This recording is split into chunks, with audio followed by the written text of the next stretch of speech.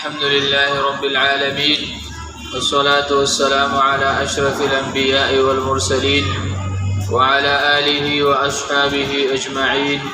أما بعد، د مساجد آداب مونږ شروع کړو.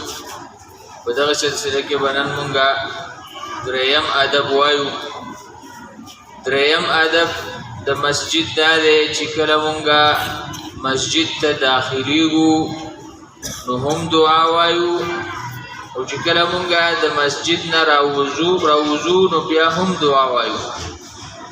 امام ابو داود رحمت الله علیه یو حدیث ذکر کړی دی د ابو حمید رضی الله عنه په روایت سره. فرمایي چې نبی علیہ الصلوۃ والسلام ارشاد فرمایي چې په تاسو کله یو کس مسجد ته داخليږي نو دا دی وی چې اللهم افتح لي ابواب رحمتك، اے الله زما د پاره د خپل رحمت دروازې کولاو کی. او چې کله دې بیا راوځي نو دا دعا دی وی اللهم انی اسألوک من فضلک، اے زمونږ الله زستانا سوال کوما ستا د فضل.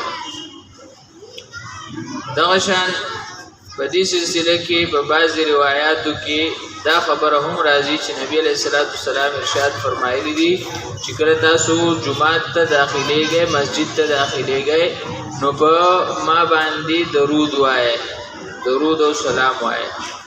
نو بعض علما دا ادب ذکر کوي چې د دې دعا نه مخکې سړی درود وایي، بسم الله والصلاة والسلام على رسول الله، اللهم افتح لي ابواب رحمتك.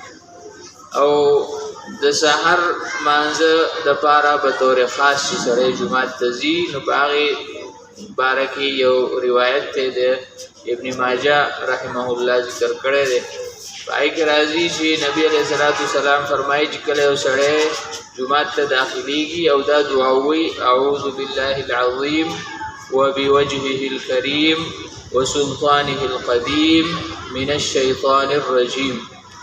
نو شیطان وی چې دا سړی زمانه د ټولو ورځې د پاره محفوظ شو.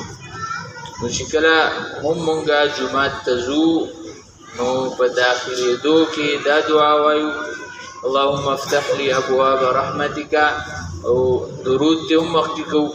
او کله د سحر مانځه ځو په طور خاص دغه دعا وایو.